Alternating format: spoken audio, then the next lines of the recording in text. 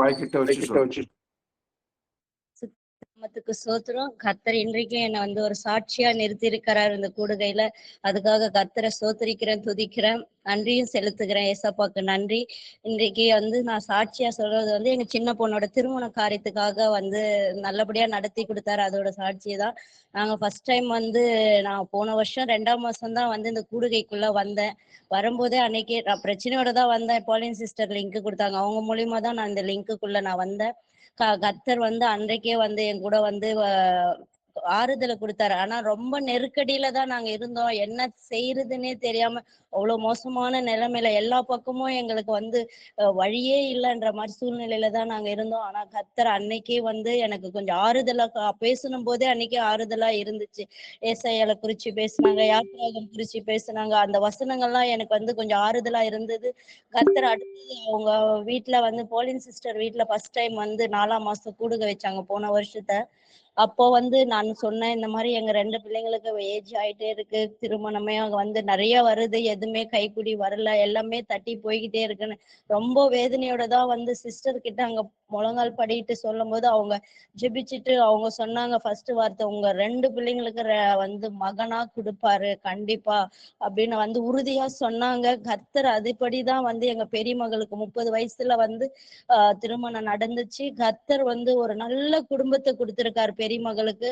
எவ்வளவு பிரச்சனைகள் போராட்டங்கள் இருந்தது, கர்த்தர் அதுல இருந்து எல்லாத்துலயும் விடுதலை கொடுத்து ஒவ்வொன்னா விடுதலை கொடுத்து 4ஆம் மாசம் பிரேயர் அட்டன் பண்ண 8ஆம் மாசம் பிள்ளைக்கு நிச்சயதார்த்தனை மாப்பிள்ளை வீட்டுல நிச்சயம் பண்ணிட்டாங்க. 9ஆம் மாசமே நிச்சயதார்த்தம் நடந்தது. அடுத்தது 11ஆம் மாசமே திருமணமும் நடந்து முடிஞ்சிடுச்சு பெரிய மகளுக்கு. கர்த்தர் எல்லாம் அந்த சூழ்நிலையெல்லாம் மாற்றி போட்டு எவ்வளவு போராட்ட பிரச்சனைகள் எல்லாம் நீக்கி போட்டு கர்த்தர் பெரிய மகளோட கல்யாணத்தையும் அற்புதமா நடத்தி கொடுத்தாரு. ஒரு கடனே இல்லாம கர்த்தர் எல்லா தேவைகளோட சந்திச்சாரு. ஃபர்ஸ்ட் டைம் ரெஜினா சிஸ்டரோ சாம் பிரதரோ வீட்டுக்கு வரும்போது ஜெபிச்சாங்க. ஜெபிச்சுட்டு நாங்க காணிக்கை கொடுத்தோம். அவங்க அந்த காணிக்கையோட சேர்த்து இன்னும் கொஞ்சம் வச்சு எங்களுக்கு அதை ஜெபம் பண்ணி கொடுத்துட்டு போனாங்க. நீதிமொழிகள்ல 3ஆம் அதிகாரத்துல பேசுனாங்க. 1ல இருந்து 10 வசனம் வரைக்கும் எங்களுக்கு குறிச்சு சொல்லிட்டு போனாங்க. அந்த வசனத்தை வச்சு நாங்க ஜெபிச்சோம். அவங்க கொடுத்த காணிக்கையும் வச்சு நான் தினமும் ஜெபிச்சேன். கர்த்தர் உண்மையிலே அவங்க சொன்னாங்க, கர்த்தர் உங்களுக்கு பரத்துல இருந்து கொடுப்பாரு, தேவைகள் எல்லாமே சந்திக்கப்படும். நாங்க அது போலதான் பெரிய மகளோட திருமண காரியமா நல்லபடியா முடிஞ்சுது. இன்னைக்கு பெரிய மகளும் 7 மாசம் கன்சீவா இருக்கா. அடுத்தது 2வது மகளுக்கும் அவங்க நான் மறுபடியும் போய் ஜெபிக்கும் போதெல்லாம் உங்களுக்கு 2வது மகளுக்கும் ஒரு நல்ல மகனை கொடுப்பாரு அப்படின்னு சொன்னாங்க. அதே போல 2வது மகளுக்கு 6 மாசத்துல அதுலயே அலைன்ஸ் அமைஞ்சிடுச்சு. மகளுக்கு 2வது மகளுக்கும் நல்லபடியா கர்த்தர் ஒரு திருமண காரியத்தை ஏற்படுத்தி அதனுடைய தேவைகளையும் கர்த்தர் சந்திச்சு நான் கடைசி நாள் வரைக்கும் நாங்க பிரச்சனையில போராட்டத்துலதான் இருந்தோம். கர்த்தர் அதுல எல்லாம் விடுவிச்சாரு. விடுவிச்சு ஒவ்வொன்னும் சொல்ல முடியாது, அவ்வளவு கஷ்டமா இருக்கும். கர்த்தர் எல்லா இக்கட்டில இருந்தும் எல்லா சூழ்நிலையில இருந்தும் எல்லாத்தையும் நீக்கி சடுதியா நீக்கி போன மாசம் கூட அந்த தத்தளிப்பு பாத்திரம் உங்க கிட்ட இருந்து நீக்கி போடுவாரு. அதை பிடிச்சுதான் நான் ஜெபம் பண்ணேன். கர்த்தர் நிச்சயமா அவ்வளவு ஒரு நெருக்கடியில இருந்தோம். கர்த்தர் அதெல்லாம் நீக்கி போட்டு பணம் கிடையாது, ஆனா கர்த்தர் சந்திச்சாரு, தேவைகளை சந்திச்சாரு. அது எப்படி வர்றதெல்லாம் எங்களுக்கு தெரியாது. ஆனா கர்த்தர் அதாவது தேவைகள் அப்பப்போ இருக்கும்போது கர்த்தர் அது ஒவ்வொன்னா சந்திச்சுட்டே வந்தாரு. அழகா திருமண காரியத்தை இதையும் நல்லா கடன் இல்லாம கர்த்தர் எங்களை கொண்டு யாரு முன்னாடியும் வெக்கப்படல. கடைசியில நாங்கள் அவ்வளவு ஒரு சோர்ந்து போயிட்டோம். நாங்க ஜெபம் தான் பண்ணோம். அவங்க கொடுத்த வசனங்கள், அவங்க கொடுத்த அந்த காணிக்க ஆசீர்வதிச்சு ஜெபம் பண்ணி அதை நான் இன்ன வரைக்கும் அதை வச்சு நாங்க ஜெபம் பண்ணிக்கிட்டு தான் இருக்கோம். கர்த்தர் அதனுடைய தேவைகள் பாருங்க, கர்த்தர் அற்புதமா பரத்துல இருந்து தான் எங்களுக்கு கர்த்தர் கொடுத்தாரு. ஆனா அந்த கூடுகைக்கு வந்த பிறகு அநேக பேர் விடுதலை அடைச்சிருக்காங்க. நாங்க எங்க குடும்பம் முழுதும் விடுதலை பெற்றிருக்கோம். என் கணவர் வேலைக்கு போவார், நின்னுடுவாரு.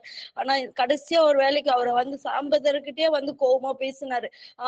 எனக்கு வேலை கிடைக்கல அப்படி இப்படின்னு ஒரு மாதிரி பேசினாரு. ஆனா சாம்பிரதர் ஒரே வார்த்தை சொன்னாரு, நிச்சயமா உனக்கு வேலை கிடைக்கும், 15,000 ரூபாயில சம்பளம் கிடைக்குன்னு அவர் அதை அசால்ட்டா சொன்னார். ஆனா கர்த்தர் அந்த வார்த்தையை கர்த்தர் அதை சாட்சி சொல்ற மாதிரிதான் கண்டிப்பா அவருக்கு என் கணவருக்கு அவர் சொன்னார் 15,000. ஆனா 15,500 அங்க இருக்கிறவங்களை பார்க்கல, இவருக்குதான் சம்பளத்தை கூட்டி கொடுத்திருக்காங்க. அது எப்படி அதுன்னு தெரியாது எங்களுக்கு. ஆனா கர்த்தர் செஞ்சார். இந்த காரியத்தையும் கர்த்தர் தான் செஞ்சார்.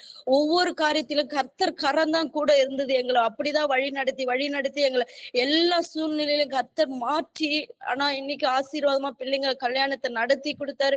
யார் முன்னாடியும் நாங்க வெட்கப்பட்டு போல யாருக்கிட்டையும் நாங்க போய் எங்களுக்கு கடனா பணம் கொடுங்கன்னு நாங்க கேட்கவே இல்லை.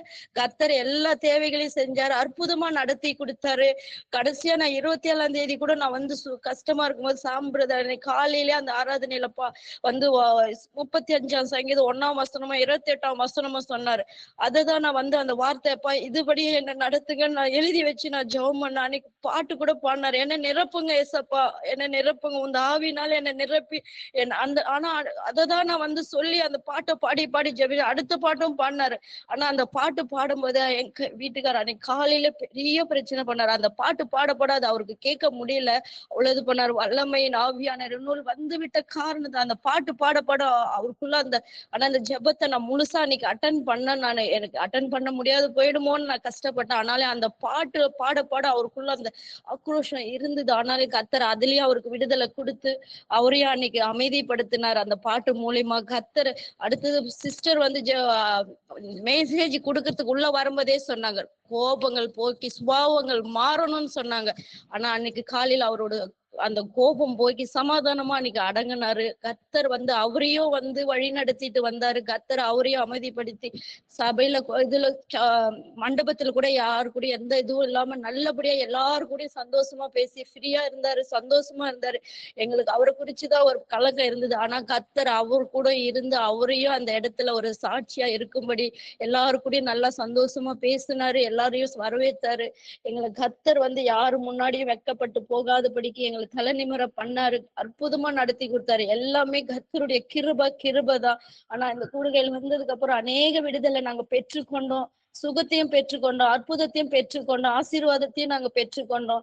கர்த்தர் வந்து எங்களுக்கு நன்மையானதை செய்துகிறார். அநேகர் எங்களுக்காக இந்த கூடுகையில அவ்வளவு பேர் எங்களுக்காக பாரப்பட்டு ஜெபிச்சிருக்காங்க. ரெஜினா சிஸ்டரும் சாம்பிரதை எங்களுக்காக பாரப்பட்டு எங்களுக்கு ஜெபிச்சு வசனங்களை கொடுத்து அதன்படி நடக்க ஆலோசனை கொடுக்க கர்த்தர் கிருபை செய்தார். எல்லாவற்றையும் கர்த்தருடைய பரிசுத்த நாமத்துக்கே சோத்திரம். கர்த்தருக்கு நன்றி செலுத்துற. எங்களுக்காக எல்லாருமே ஜெபிச்சிருக்கீங்க. உங்களுக்கும் நான் வந்து கண்டிப்பா கர்த்தருடைய நாமத்தினால நன்றி செலுத்துகிறேன். ஆமேன், ஆமேன்.